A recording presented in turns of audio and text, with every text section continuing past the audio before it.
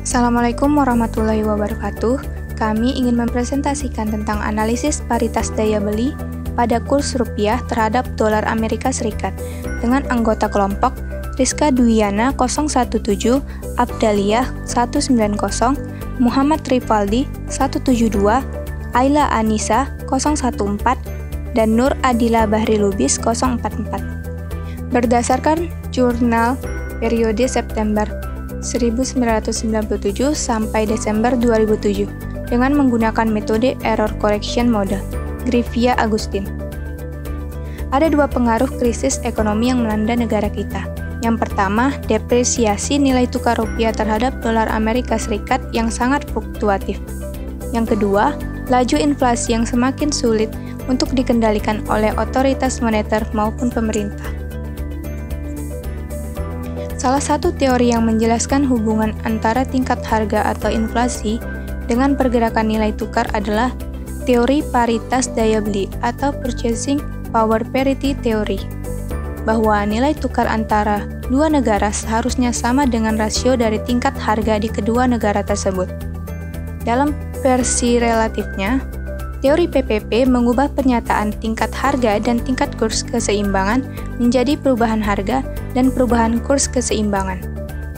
Dalam penelitian ini, penulis mencoba untuk melihat hubungan antara tingkat harga dan nilai tukar yang didasarkan pada teori paritas daya beli versi relatif yang akan digunakan dalam formulasi kebijakan ekonomi.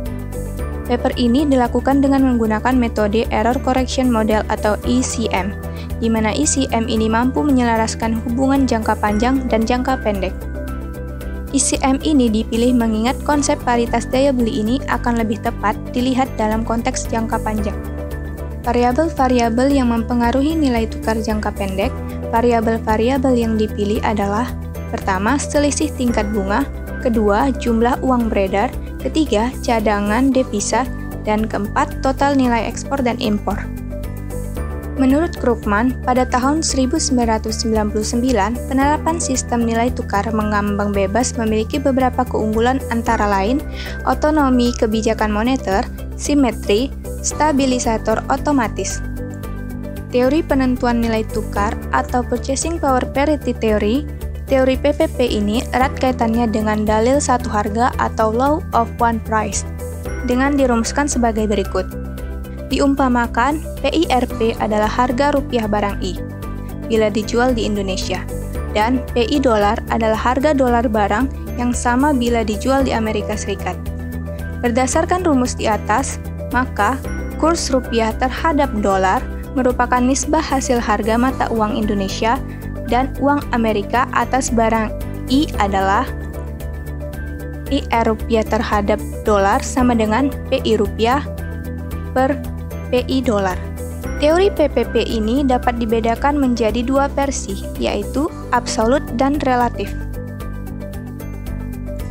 Versi absolut untuk menyatakan PPP absolut, misalnya PIRP adalah harga rupiah dari serangkaian komoditi yang dijual di Indonesia, dan PI dolar adalah harga dolar dari serangkaian komoditi yang dijual di Amerika.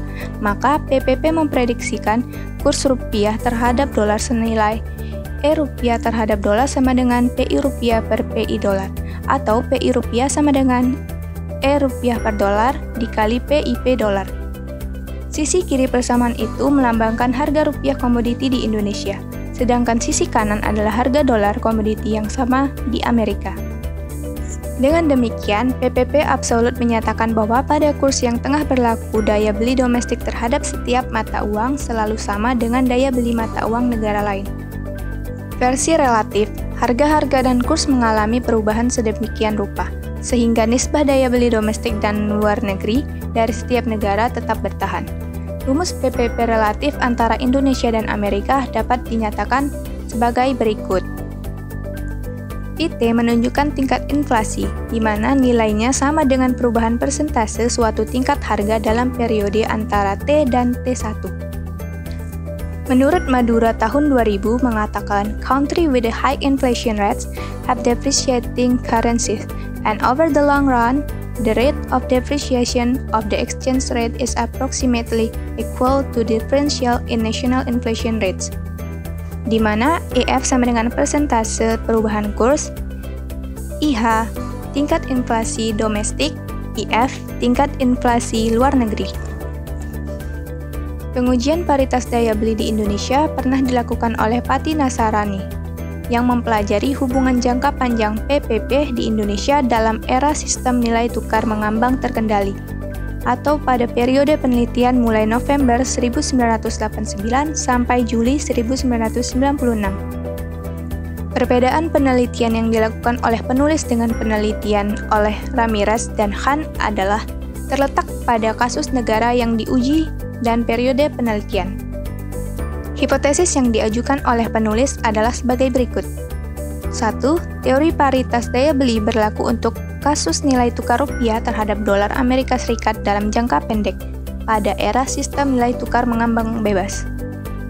Kedua, dalam jangka pendek, variabel yang memiliki pengaruh terbesar terhadap nilai tukar adalah rasio tingkat harga antara Indonesia dan Amerika Serikat. Metode penelitian. Dalam penelitian ini, lebih menitik beratkan pada pendekatan kuantitatif dengan melakukan uji terhadap hipotesis yang telah diberikan. Untuk pengelolaan data secara kuantitatif, paper ini menggunakan bantuan software Econometry Views versi 3.0. Variabel tergantungnya atau dependent variable adalah nilai tukar rupiah terhadap dolar Amerika Serikat, dan variabel bebasnya atau independent variables adalah 1. Rasio dari tingkat harga di Indonesia dan Amerika Serikat. 2. Selisih tingkat bunga di Indonesia dan Amerika Serikat. 3. Jumlah uang beredar Indonesia. 4. Cadangan devisa di Indonesia. 5. Total nilai ekspor Indonesia. 6. Total nilai impor Indonesia. 7. Error correction term. Hasil penelitian. Uji akar-akar unit dan derajat integrasi. Pada tabel 1, terdapat hasil root test augmented Dickey-Fuller test dengan hasil pengelolaan menggunakan eView 3.0. Dapat dilihat pada tabel tersebut. Pengujian akar-akar unit dengan menggunakan metode augmented Dickey-Fuller test dilakukan pada tingkat first difference.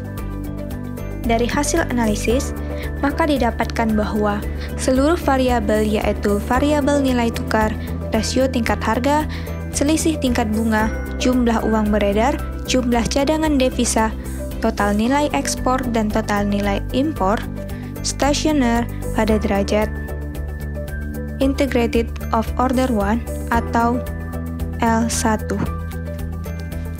Uji kointegrasi dengan metode Engelgranger.